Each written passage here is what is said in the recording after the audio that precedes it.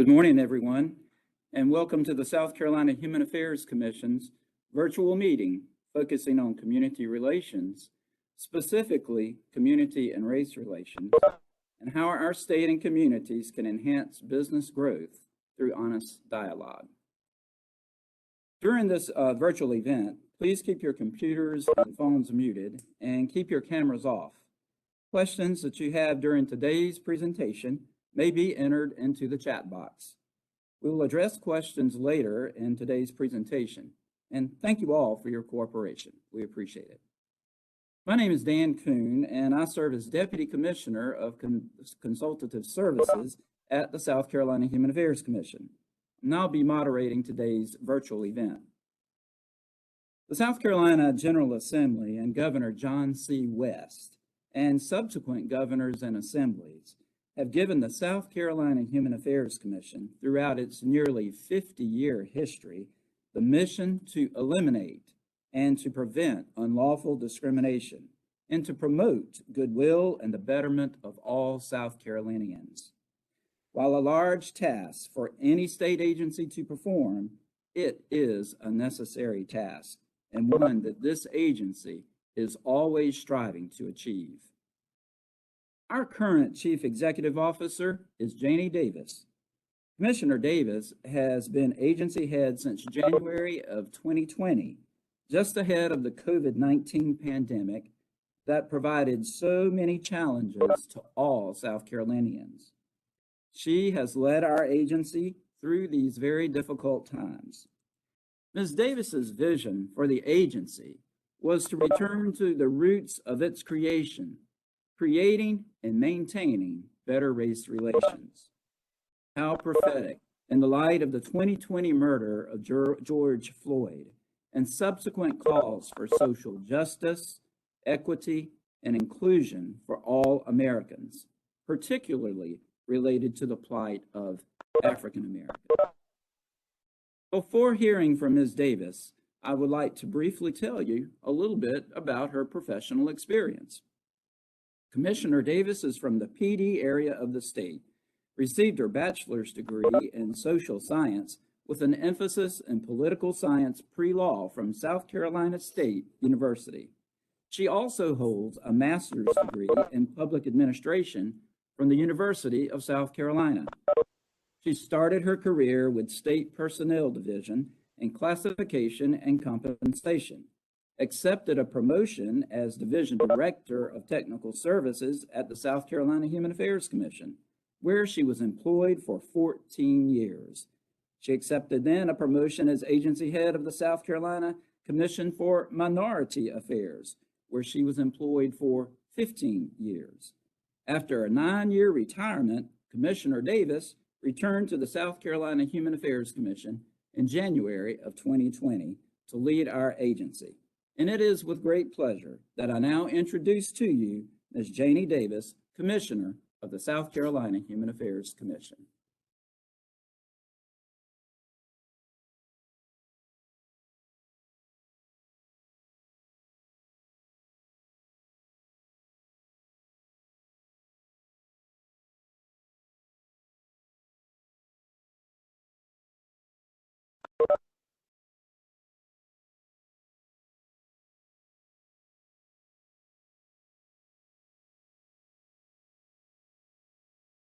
Thank you, Dan. Good morning and welcome to this meeting. I am Janie Davis, the current Commissioner and Chief Administrative Officer for the Commission.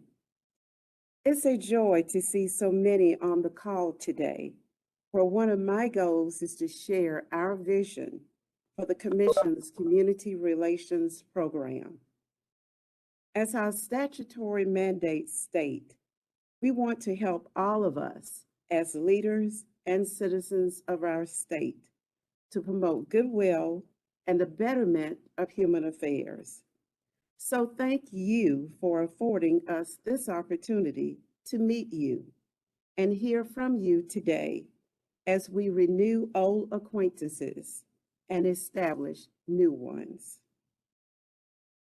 As Dan indicated, next year, the Commission will celebrate its 50th anniversary, Over these past 49 years, South Carolina, because of tremendous economic growth and goodwill, has made strides in race relations and community harmony, despite all the noise we currently hear to the contrary.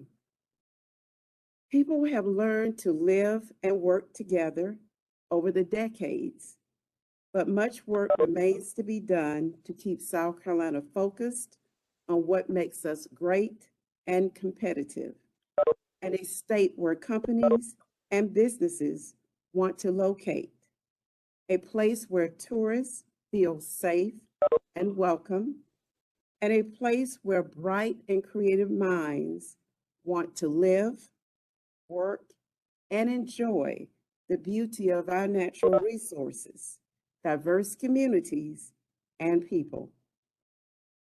For South Carolina to continue to grow and prosper, we must address community and race relations in an appropriate manner that brings people together rather than tear people apart.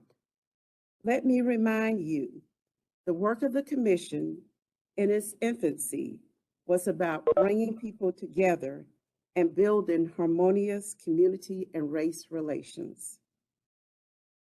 Today, the Commission is most recognized for its enforcement work in partnership with the EEOC and HUD, investigating allegations of unlawful discrimination. And we are pleased to be recognized in this manner. However, given the undercurrent and the recent racial unrest around the world and our nation and state, the Commission must ensure that our entire mission to prevent and eliminate unlawful discrimination is fully carried out, by also focusing more on prevention by working with all of you to address problems in our communities before they spiral out of control. That is the purpose of our talk today. We do not want our progress regarding community and race relations to erode. Hate crimes are on the rise, and the political divide that has the country moving toward community unrest requires the state to be strategic and preemptive in its efforts to maintain and promote goodwill and the betterment of human affairs, therefore improving the quality of life for all South Carolinians. Now, when you read the flyer and saw the subject matter to be discussed today, you may have wondered about the relationship between business growth, community, and race relations. When we heard about a company moving its business operations to the state, South Carolina is praised for its interstate highway system, deep water ports, airports, railways, energy, communication networks, tax incentive structure, our great workforce, etc. I don't think I have ever heard anyone say we have great race relations. But make no mistake, our perceived friendliness, our ability to get along, how the state and the families directly interact or were impacted by the Charleston 9 killings, responded, and how this state handled other racially charged incidences that played out on local, state, and national media are found among companies' current events. We are viewed, quietly watched, and considered by company executives responsible for studying the quality of life and community measures. Coming south means coming to a state that values all people, and the recent shortage of workers since COVID-19 highlights this quality of life measure like never before. We need all our workforce available to work, for businesses to thrive. We cannot afford to be divided across the state, and we must make sure this fact is effectively communicated. Companies calling South Carolina home and others relocating here are demanding and requiring a high quality of life, which includes great communities where community and racial harmony are valued. Earlier this summer, CNBC produced its annual competitiveness rankings, which scores the 50 states on various metrics such as best educated workforce, cost of doing business, infrastructure, workforce, economy, business friendliness, access to capital, technology and innovation, cost of living, quality of life, and health. But this year, they included a new metrics. Can you guess what it is? Inclusion. The CNBC rankings on America's Top States for Business 2021 was released as companies are increasingly vocal in their demands for inclusiveness in the states where they do business. Equity and inclusion being included in the CNBC 2021 competitiveness study this time around lets us know that we must be strategic and mindful to ensure we are working together across racial lines and doing everything we can to have conversations about community relations and race. If we don't, we risk those conversations happening in the workplace or in the streets, rather than in a way that brings people together for the good of the entire community. For those people who fail to understand the relationship between job growth and the importance of racial harmony, we must do all we can to inform them. Their jobs and future employment for their family members and community depend on all of us communicating this correctly and effectively. Again, thank you for joining us today as we enhance our work with you to improve your communities through honest dialogue about race relations and its importance to business growth and economic development. Now, it is my pleasure to introduce Elizabeth Kovacs, Deputy Director of Workforce Development for the South Carolina Department of Commerce. Ms. Kovacs is an experienced professional in economic, workforce, and community development. With an extensive background in advancing South Carolina's economy and workforce, Ms. Kovacs has been with State Commerce for more than 18 years. Prior to her time at Commerce, Elizabeth spent time at the South Carolina Department of Employment and Workforce and the South Carolina Office of the Governor, as well as a 2-year stint in the private sector. She holds a bachelor's degree from the University of South Carolina and is a certified economic development finance professional. There is more that I could say, but I will stop there.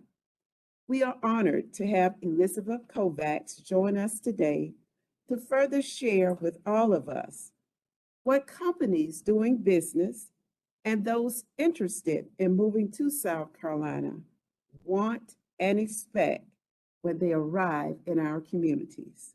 At this time, I give you Elizabeth Kovacs. And thank you for the opportunity to be with you all today. As previously mentioned, the outside world truly does have its eyes set on South Carolina. And by this, I mean that we are a premium brand state. and companies from around the globe are constantly watching us. So having the workforce that's diverse and equitable is something very important for the companies who are locating here. Are y'all still getting feedback? Okay. I'll keep going. And so if somebody wants to raise their hand that this is annoying, I can hear some feedback. So again, my apologies. There's a little feedback, but go ahead. You're good, Elizabeth. Okay. Truly, community affairs and current events can play a major factor in a company's decision to locate in a new state or community. I can confirm that a state's workforce is indeed a major determining factor when companies are looking to either come to or expand in South Carolina. The truth is, it's the people that make a workforce strong and attractive to business leaders.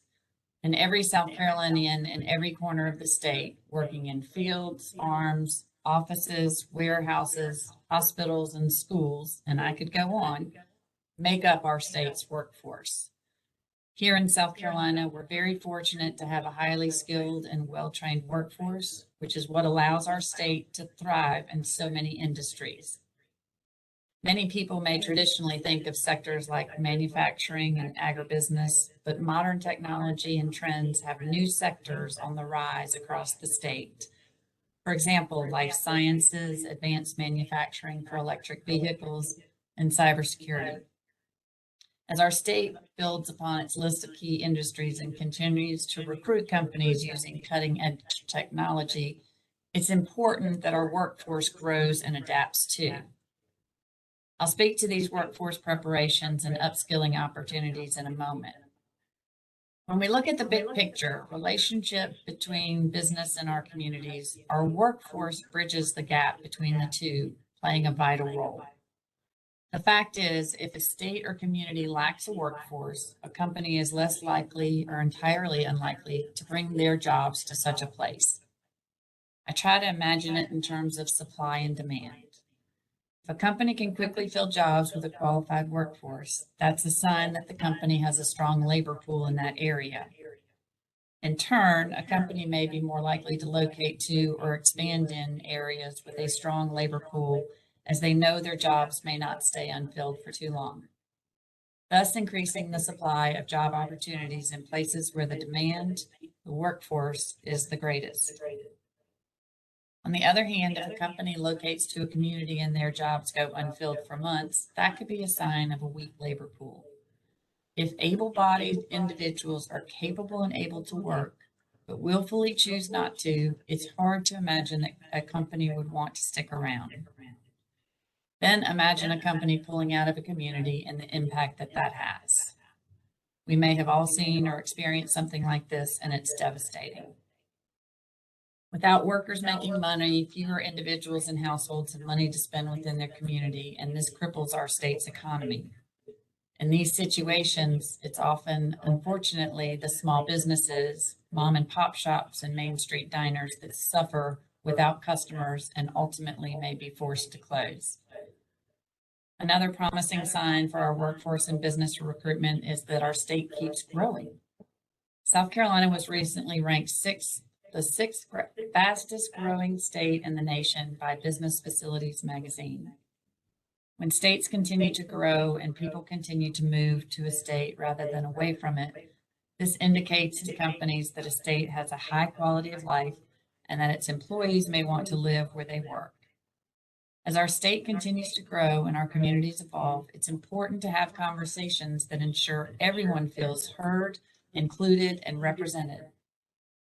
This representation on a local level is important to maintain unity within a community. Community unrest will almost always boil over into the workplace with protests or strikes, shutting down production for days or weeks at a time.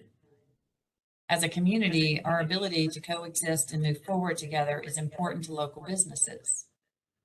Now, more than ever, companies are prioritizing equality among staff at all levels, working to ensure that their employees inside their building are reflective of the community outside.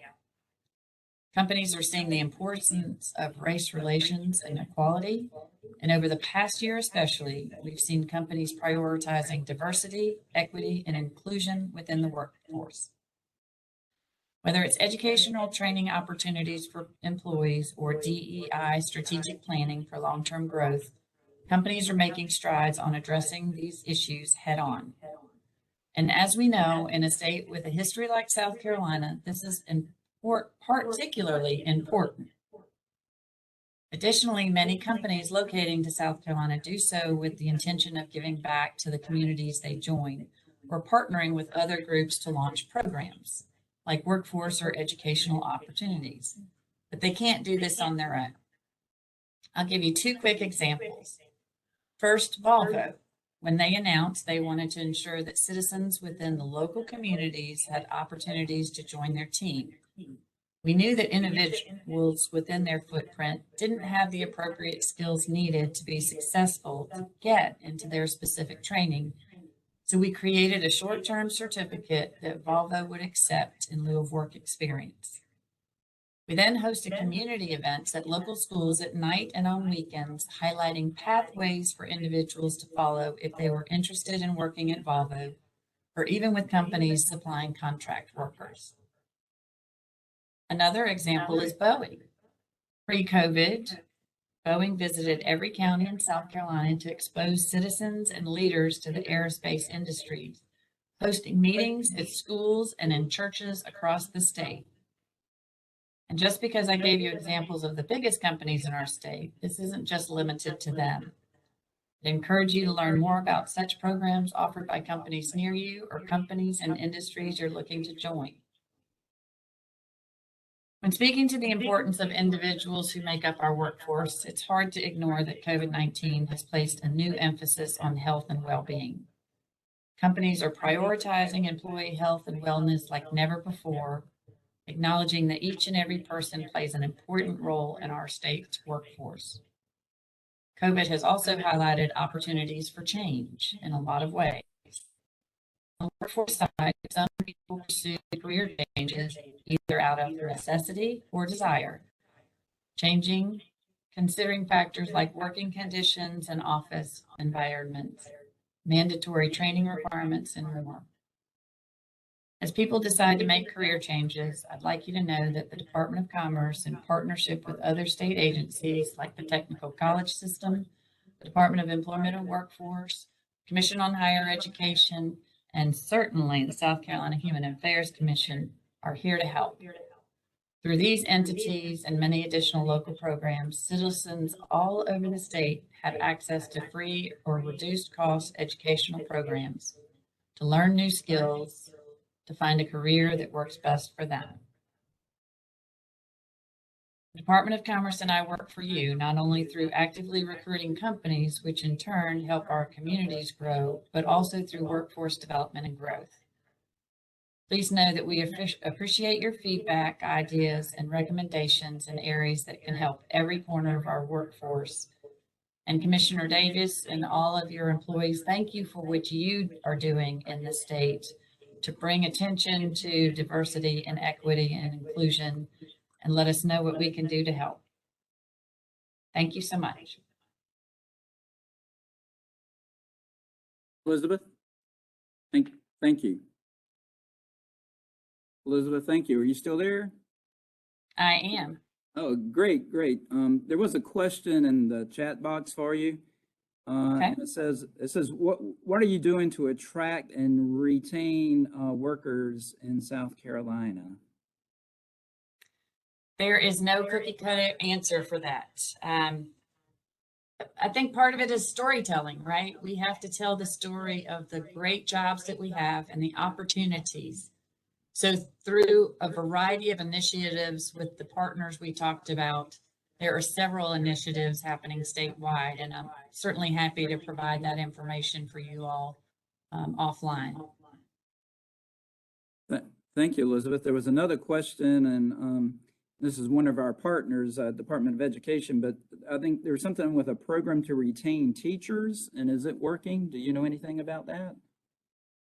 I am unfamiliar about that, but I do know that There are several partners who are working on teacher retention across the state, especially in our rural areas. Right. And what about nurses? There was a question about that too, retaining nurses.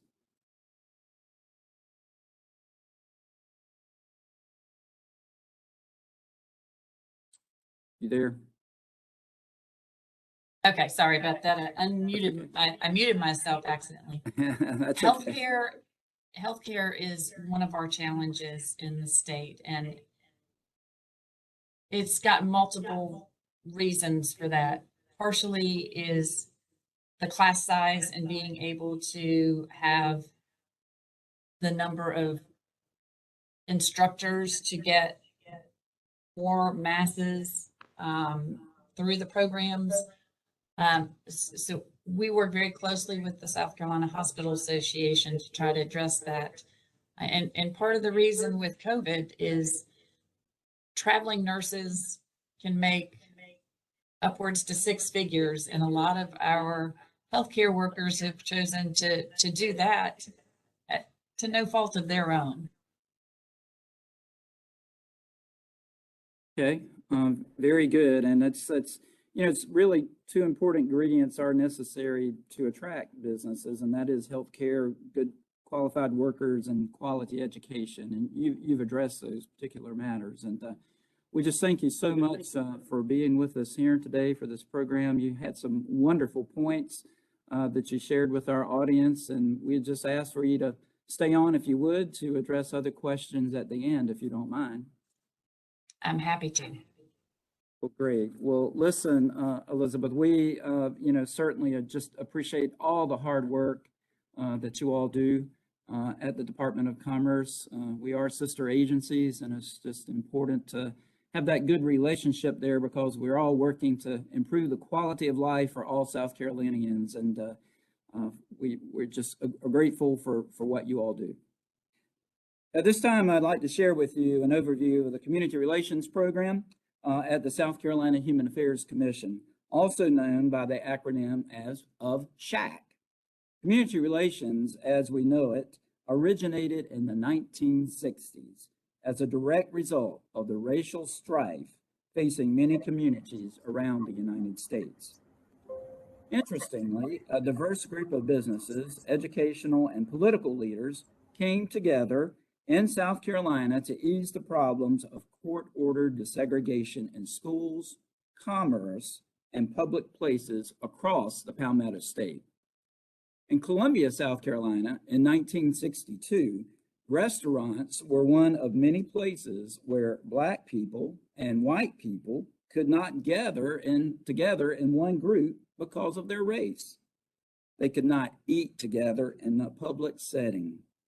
To combat this, a group of Columbia leaders, Black and white, secretly met at the University of South Carolina to share food and to talk.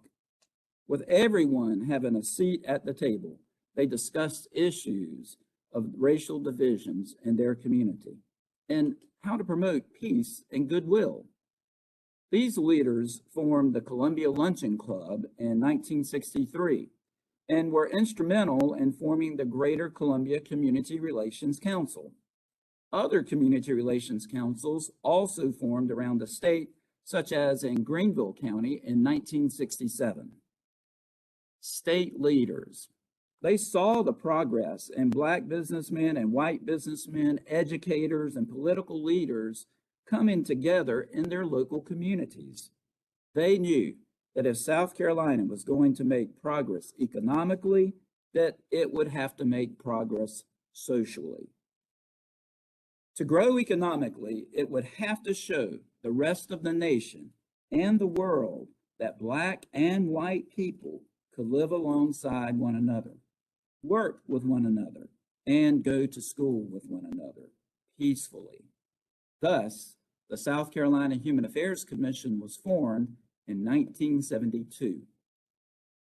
Since the passage of the South Carolina Human Affairs Law, many opportunities have developed in manufacturers such as Michelin, BMW, Volvo, Mercedes, and Boeing have chosen South Carolina to locate. The list grows long for businesses that have expanded or moved to South Carolina. Our population has blossomed and people come to South Carolina seeking a good quality of life and opportunity for all people. The state is leading in areas of manufacturing and growth, yet issues of race discrimination in the halls of justice, healthcare, education, environment, and economics persist. The state is leading in areas of manufacturing and growth. But while much of the Human Affairs Commission law has dealt with public and private sector businesses ensuring equal job opportunities for all South Carolinians, the General Assembly established a section of the law to deal specifically with the creation of community relations councils. Listen carefully to what the South Carolina law states. Number one, the law allows the commission to help create or recognize advisory agencies and conciliation councils, local, regional, and statewide.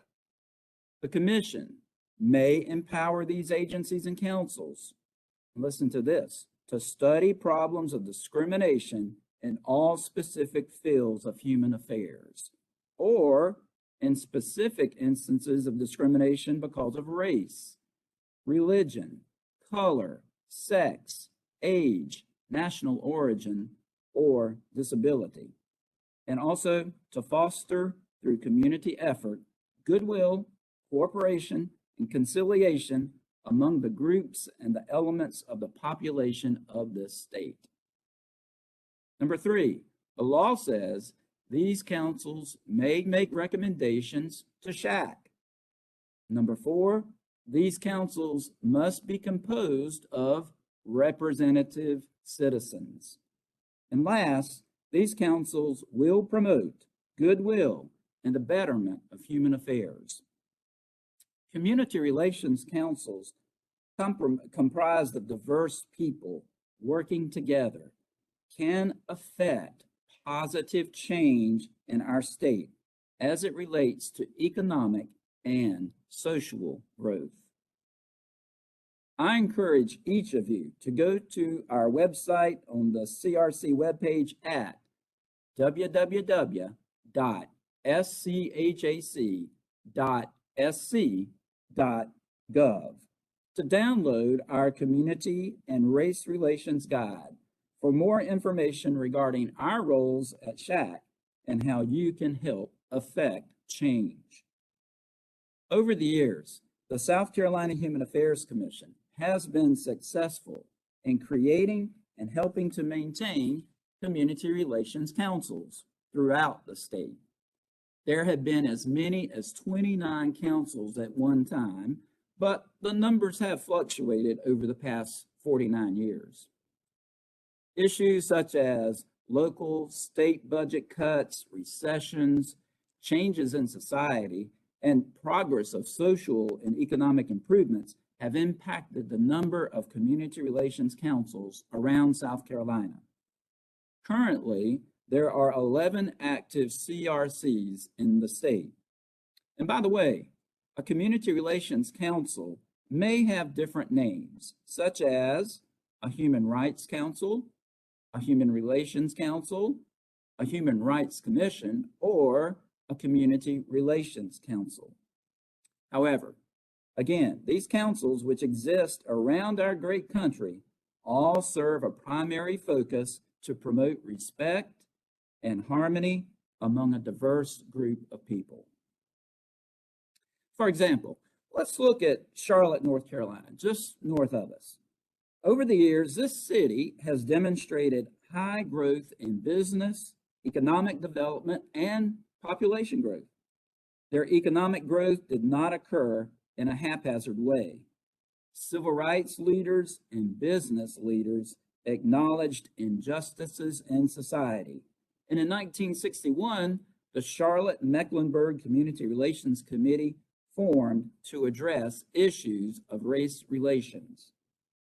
Throughout its 60-year existence, It has worked to promote fairness for all people and to remove barriers impeding the community from living in harmony. Now, like community relations councils in South Carolina, the Charlotte CRC created various committees to develop better community relations such as education and young leaders, intercultural relations, police, community relations, the commemoration of Dr. Martin Luther King Jr., fair housing, and they work to resolve disputes by providing mediation and conciliation services. They also host meetings dealing with racial and social disparities through town hall meetings and work to promote equitable outcomes for all people. In South Carolina, much like the example of the Charlotte-Mecklenburg Community Relations Council, there are also success stories. For example, the Greenville County Community Relations Council works to resolve housing discrimination complaints. The Anderson County Community Relations Council, in partnership with county schools, presents awards to students in each school who have contributed to improving relations among diverse groups. The Myrtle Beach Council is currently collaborating with the city to develop an equal enjoyment and privileges to public accommodations policy. The Greater Columbia Community Relations Council sponsors a luncheon club and a hot topics forum to foster discussions among diverse people in local, state, and national topics that impact our society. The Rock Hill Community Relations Council initiates cooperative opportunities with businesses, community leaders, and members to increase greater awareness of the principles of diversity, racial harmony, social justice, and nonviolence in the community. They are developing a strategic plan to rebrand and to align with the suggested roles of the South Carolina Human Affairs Commission's Community and Race Relations Guide. And the Lancaster County Community Relations Council, they're addressing issues involving youth, as well as improving language access for limited English-speaking individuals, who are visiting local medical facilities. Community relations councils throughout the United States have the same goal: to bring diverse populations of people together to promote harmony, respect, and goodwill to prevent and eliminate discrimination in our society. So how did these community councils come into being? Again, I refer you to the Community and Race Relations Guide at our website, which is, again, www.schehac.sc.gov. One of the most unique aspects of a Community Relations Council in South Carolina is that the South Carolina Human Affairs Commission serves in an advisory capacity. Now, notice those words. We serve only in an advisory capacity. There are certain qualities that make a CRC successful, and we enter into a memorandum of agreement with each CRC that is utilizing best practices. Now, the South Carolina Human Affairs law provides that the commission may, number one, may assist in the formation of a council and state recognize an existing council, and number two, the Human Affairs Commission can provide guidance, recommendations, and resources to a council. Notice that the law does not give the South Carolina Human Affairs Commission authority over any council. Again, it's the local community relations council that decides the issues and how they are planning to work things out within their community. Now, most successful existing councils share the following characteristics. And I would encourage you again to listen to these closely because they're very important. Number one, strong local government support. Each successful council must have strong local government support. Number two, a local government employee is assigned to serve as a liaison to the council. Number three, local governments provide a facility for the meetings. Number 4, local governments provide funding or other support. Number 5, local government is conscientious about ensuring that community and human relation council membership is diverse. That's very important. Number 6, the council, accountable to the mission of bringing people together, focuses on addressing community and racial issues that undermine goodwill and the well-being of human affairs in the community and state. Now, at the beginning of this meeting, I stated that the Commissioner, Janie Davis, has prioritized a new vision for community relations in South Carolina.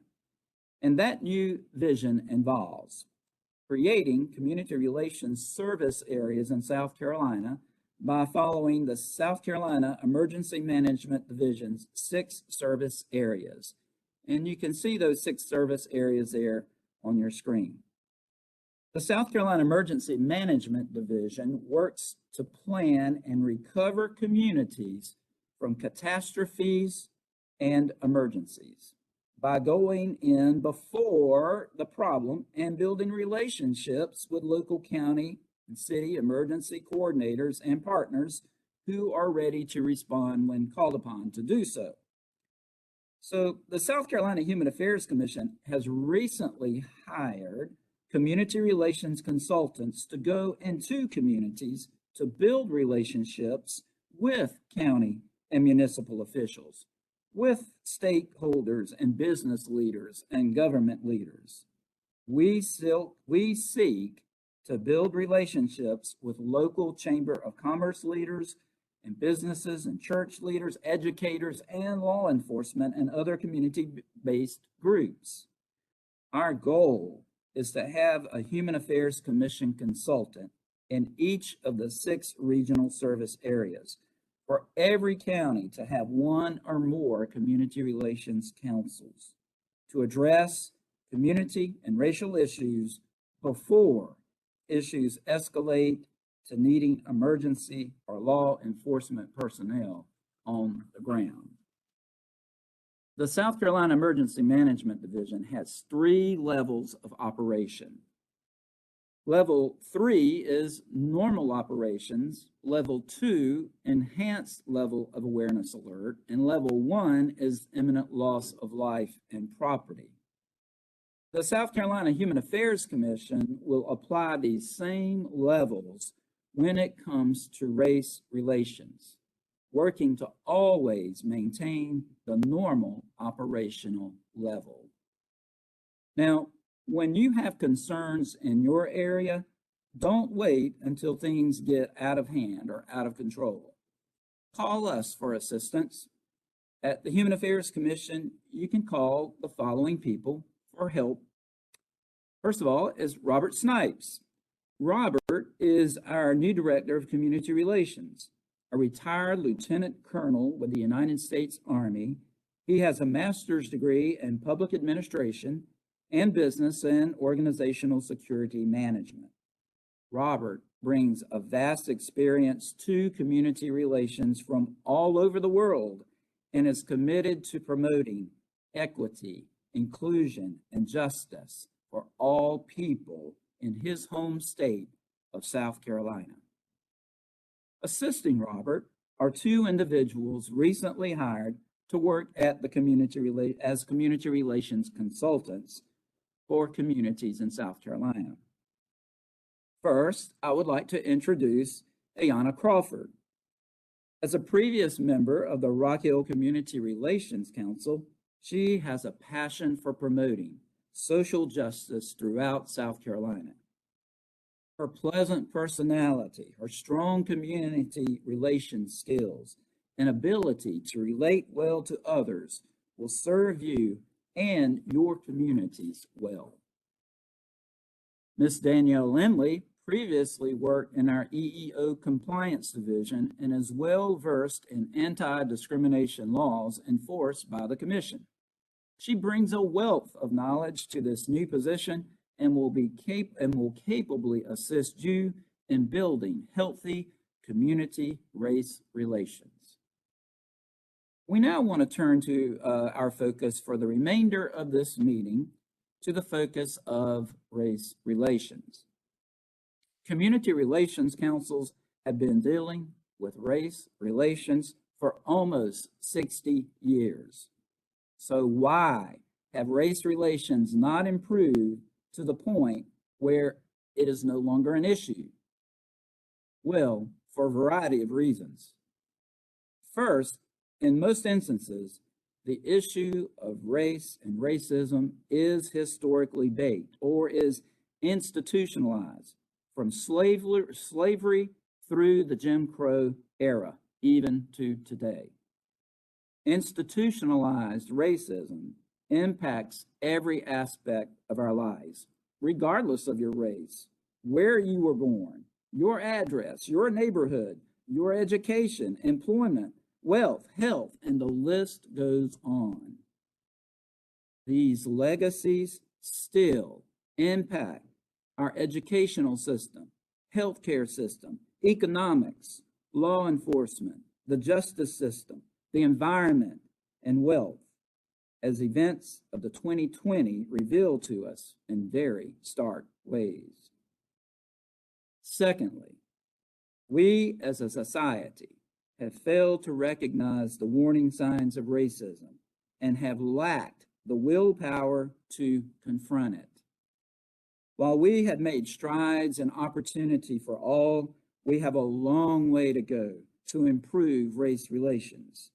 The murder of George Floyd and the resulting protests demonstrated an obvious need for further work. As it's often said, we cannot put the wine back in the bottle or the spilled milk back into the carton. The George Floyd killing was more than many people could bear, regardless of one's race. People were appalled.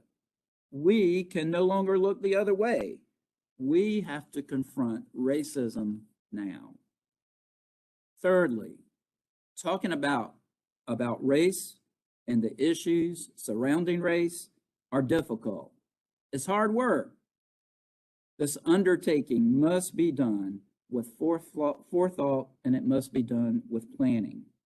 When you read the South Carolina Human Affairs Law and the mandates addressing community relations, it's as if Governor John West and members of the General Assembly knew that we would have to continuously strive to address problems of race relations and human affairs. Their concept of community relations guides us to keep the conversation going. It's unfortunate that we are no further along with these conversations, but now is the time and we need your help.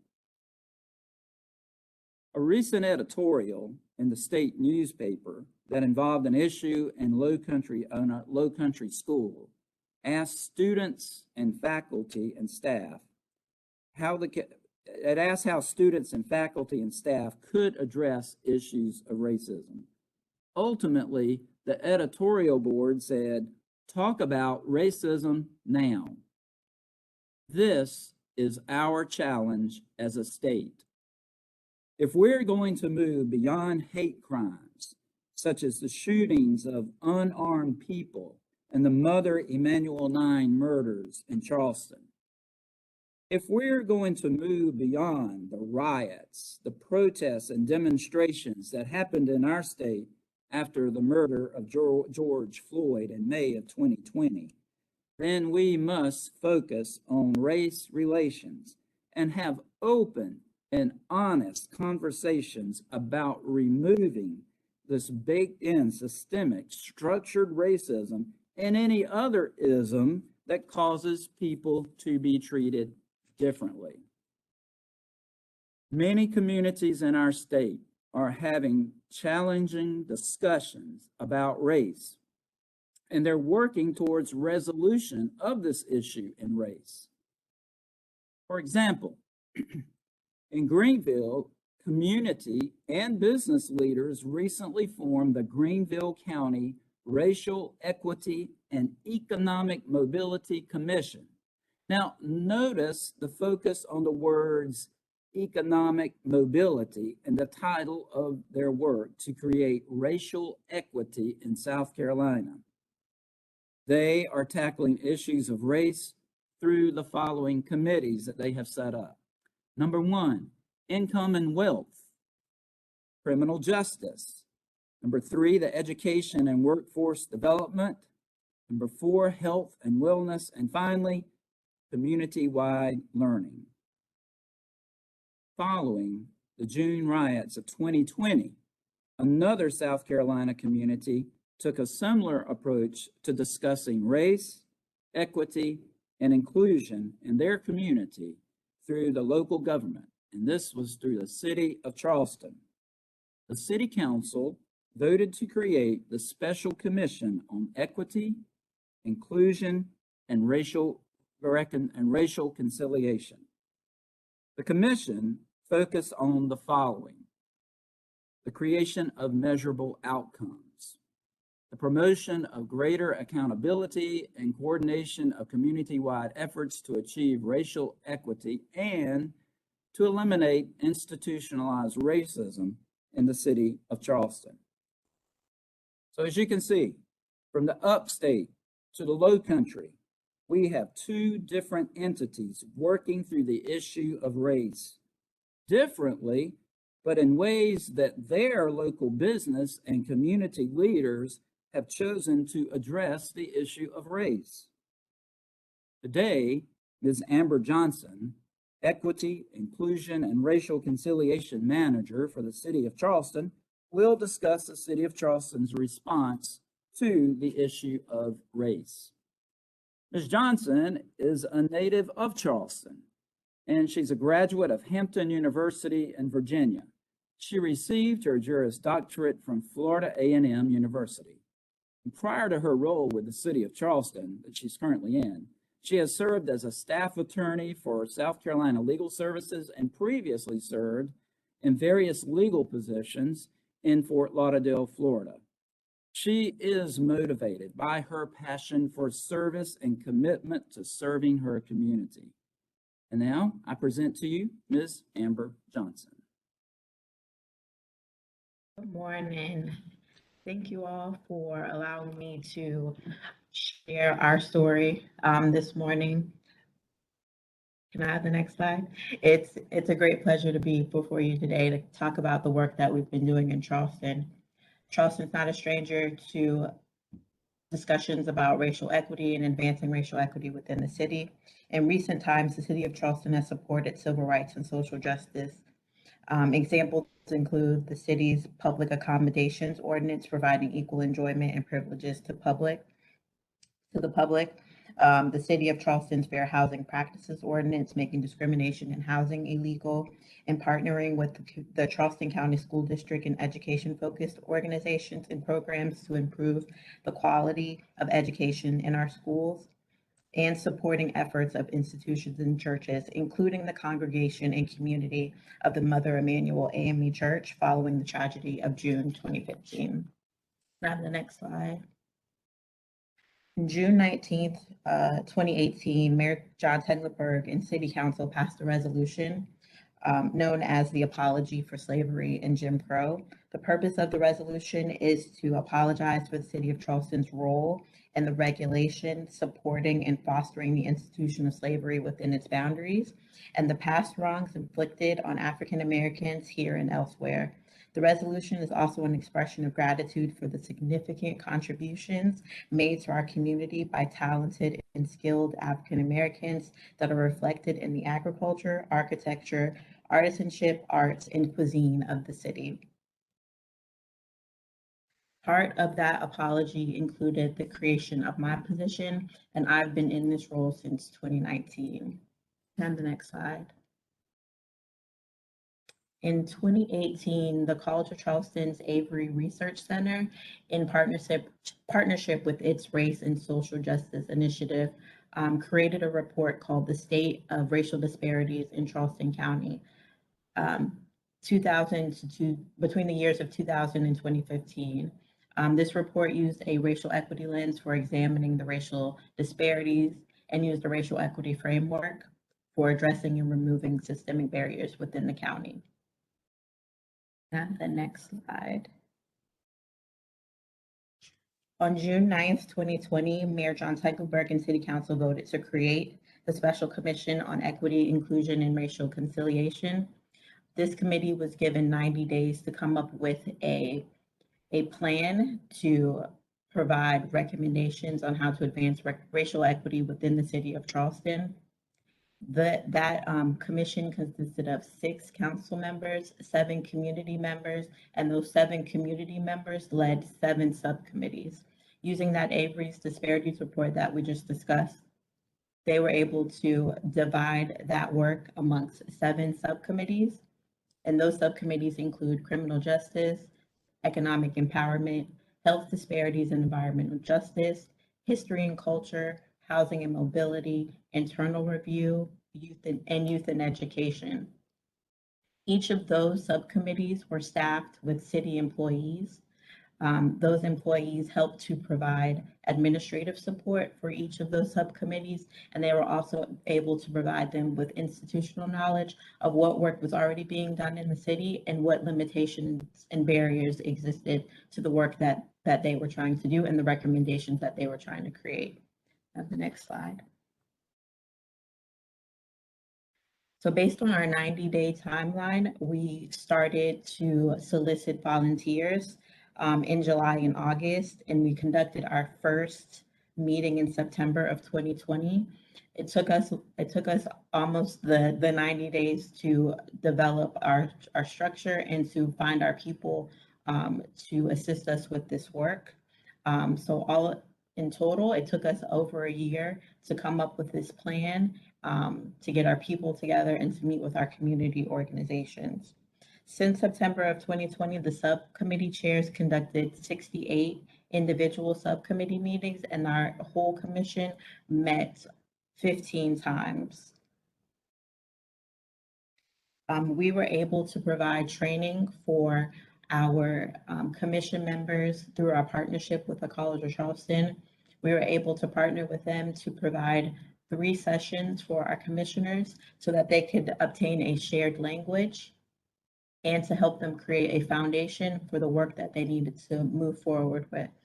We were also able to obtain a membership with the Government Alliance on Race and Equity, which is a network of government providing peer support to operationalize racial equity. And it was through that organization that we were able to find our formatting for our final report that I provided a link to in this slide, and then I can share that link with you all later on as well. So coming together, bringing all these people together, we were able to come up with a final report that was presented to council in August of 2021. That report was met with some tension. We asked our council to receive the report, and we also asked them to create a permanent commission on equity, inclusion, and racial conciliation.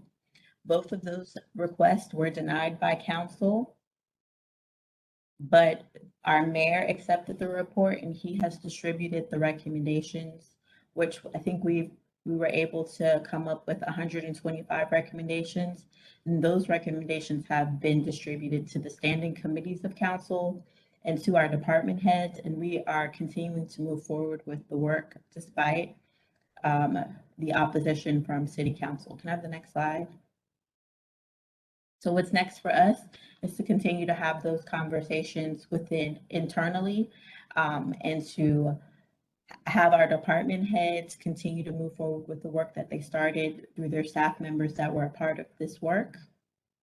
We're working with the council members that oppose the creation of a permanent commission, and we're drafting an ordinance that will meet both of our needs and moving forward with that effort.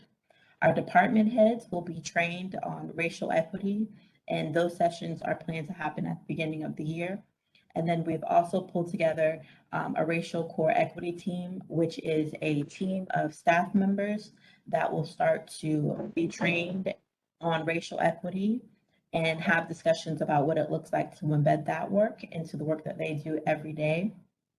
So despite the opposition that we received from council, we're continuing to move forward with this work. We understand that it's going to take more than one person. It's going to take our community, all of our staff, our mayor, our department heads to move this work forward, and we're prepared for the challenge that lies ahead. So thank you for your time. The next slide has my contact information. If there's any questions or there's any way that the City of Charleston can be of assistance to any of you that are embarking upon this work, we look forward to assisting you in those efforts. Thank you. Thank you, Amber. It is hard and difficult work, isn't it? So if you'll stay on, Absolutely. it really is. So if you'll stay on with us, if you have any questions for Amber, you can place those into the chat box, and we'll be willing to, hopefully answer some of those questions. We are constrained with time, but we would like to take some questions if you have some for her. And so we'll take those now.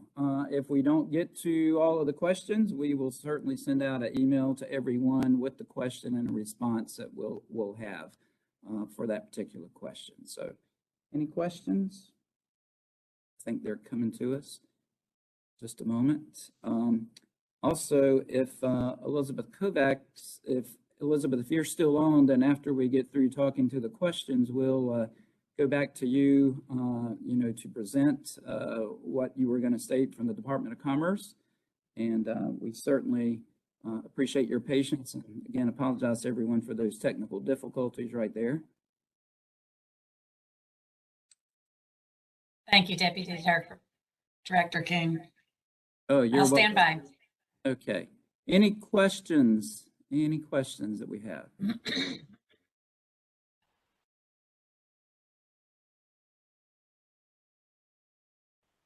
Just gonna ask a question. Yes. Yes, I had a question. I think it's for Amber. Just wondering what the opposition was from the Charleston City or County Council regarding you all's proposed act plan. Thank you for your question. We received opposition to the final report. The final report contained recommendations for reparations. It talked about looking at alternative curriculum for Charleston County schools, which would entail critical race theory and 1619 projects. Our criminal justice committee also had a recommendation about examining the police budget. And then the narrative associated with that was that the commission wanted to defund the police. So that created some opposition, and it made the report more politicized than we had anticipated based on the national discussion regarding those topics. So that's a lot of what the opposition was surrounding regarding the final report. Thank you, Amber. And just a reminder, that it's each community, handles these matters separately and in their own individual way. And again, this is how the Charleston community and their council and mayor and the committee decided to, again, come together to address the issue of racism. So it's going to be different for every community. Question number 2 here is, can you share with us, Amber, how you got into the DEI work?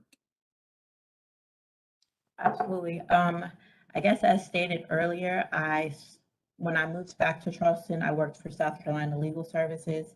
Part of my work there towards the end was working with the Shriver Institute.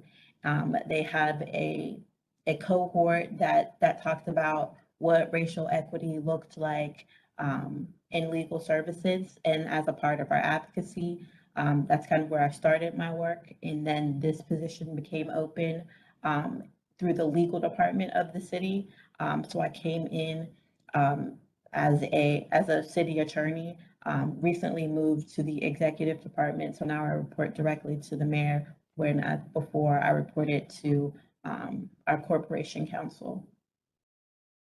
Very good. Thank you. Another question, Amber, what was the makeup of the group working on the report, such as the roles in the community? Roles in the community.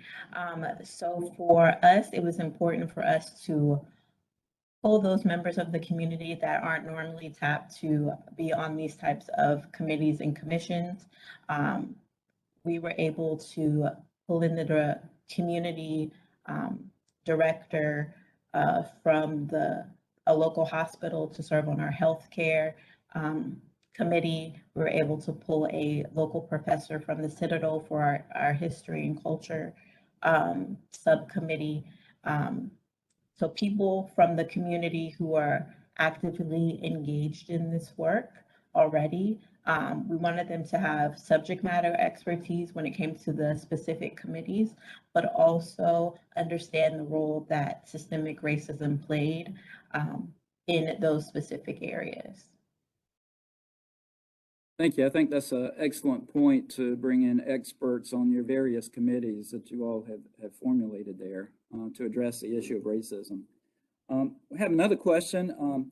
Is the takeaway from this is that every community has to determine its priorities. That's why diversity is critical. You absolutely have to determine what's important for your community. You have to really reach into your community and ask that question. What are your needs and how can we help you? How can we better serve you? I think a lot of times we go into communities and we want to tell them what they need instead of asking what they need. So I think that is the takeaway, is that we have to really start to have those conversations and figure out how we co-create instead of creating a plan for them. Right. Another great point, and as I said earlier, the Human Affairs Commission, we act only in an advisory capacity. We would never go in and tell a community what the issues are or what they need to address. Again, it's a local issue, and it's something that the local community has to confront on its own and work with the business leaders and church leaders, all types of leaders within the community, healthcare workers and educational workers. So thank you. So there's another question, Amber, that says, we are not Charleston and we don't have we don't have the same resources. How do we move forward? So I guess despite the thought that there are a ton of resources, I think you just have to reach into your community and start to ask the question of what your community can do to help. We did this work without any funding, totally volunteers, led by volunteers. The people that were within our network, they volunteered their time and their services. So I think it doesn't take as much as you think. I think it takes a lot more of shaking hands and making friends and just asking those questions of like, what can you do to help? That's a good, and there really are a lot of like maybe nonprofits, local entities, United Ways that are out there that really have similar concerns. And those are people I think that you could go to in your community to get this conversation going about race. There's another question here. What ways do you determine what is needed in your specific community? How do you make the determination? In other words, like for those committees that you all formed, how were those committees, how was it determined that those were the specific areas that you all would address? Those specific areas were determined from the Avery's Disparities Report. Through their data, we were able to find that those were the areas of disparities within the county. And so that's how we decided, but I think it has to be a conversation with the community, community-led and focused to determine, if you don't have that type of report, to determine what the issues are. I think it's also important to look at what the data says, where the disparities lie within your city, your specific locality, to determine where you need to focus your efforts.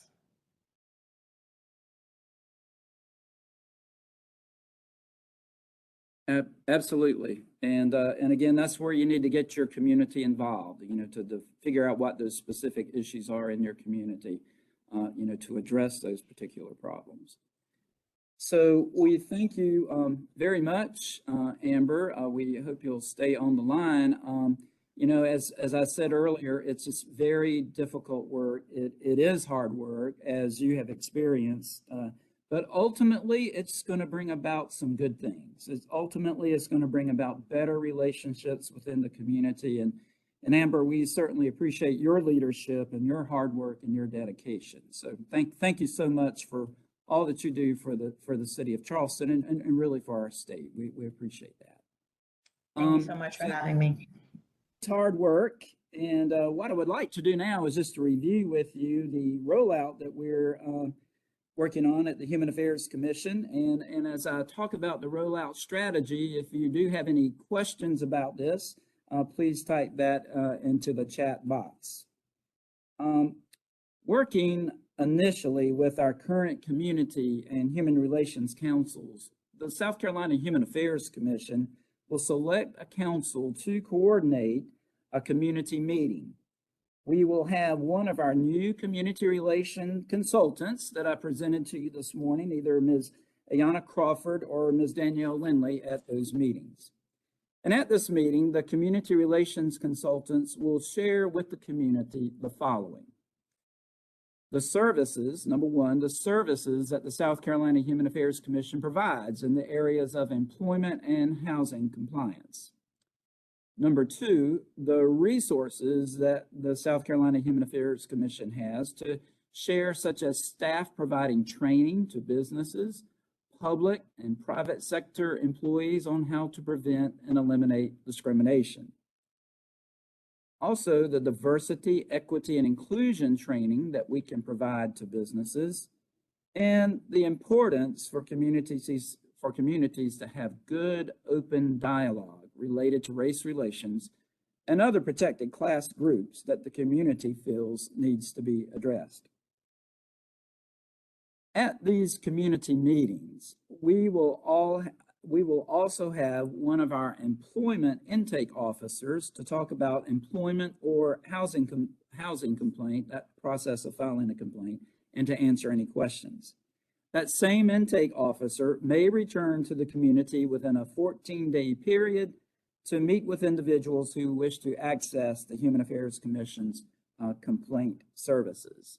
And our goal is to be in all of our state's 46 counties, to visit all of the 46 counties. Once we have visited each county that has a community or human relations council, we will then coordinate visits to the counties who do not have an active CRC. And we'll focus on setting up a community meeting at a county library or some other public entity setting within the county. Now we'll take questions regarding the rollout from the chat room.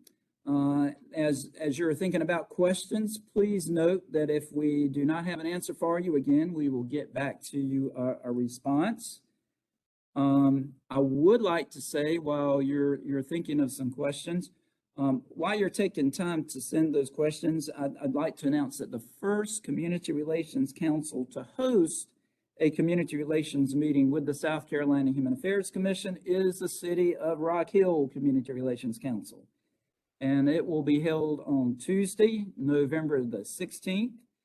We would like to thank Rock Hill for volunteering to be the first council to accept this invitation.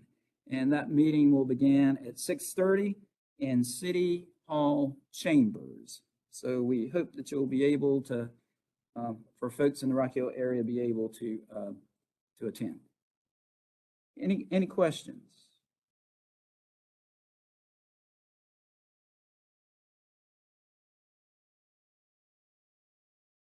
There was a question earlier, does the SHAC work along with the state and local NAACP? And well, we do. We work with any entity, the NAACP or whomever, that will assist to maintain harmony and to communicate. You know, we're going to work with all groups to ensure that all opinion and voices are heard. That's schools, businesses, the healthcare, you know, 501c3 organizations, etc. Lots of nonprofits. So church groups. We're willing to listen and work with everyone that, is wanting to promote goodwill, peace, and harmony in their community to address these issues of race. Any other questions?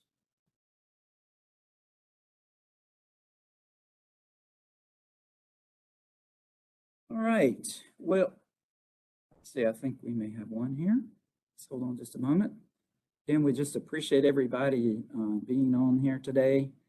It's been a pleasure to share with you the information for our rollout program and about community relations and the importance of having a council in your area. That question is coming to me just shortly.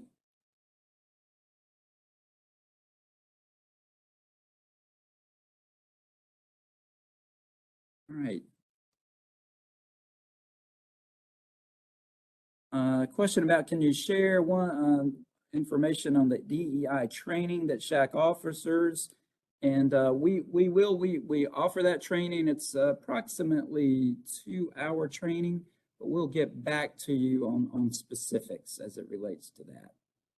It is good training, and we looking forward to bringing that into your community.